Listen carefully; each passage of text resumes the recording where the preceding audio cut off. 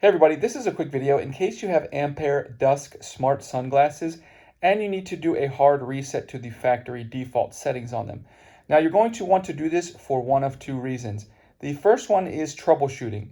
If these sunglasses are not working, particularly if you're trying to toggle through the amount of tintiness, like as shown here in this GIF where you're hitting the left hand button and it just doesn't seem to be working right, this can very often be fixed with just a hard reset of them.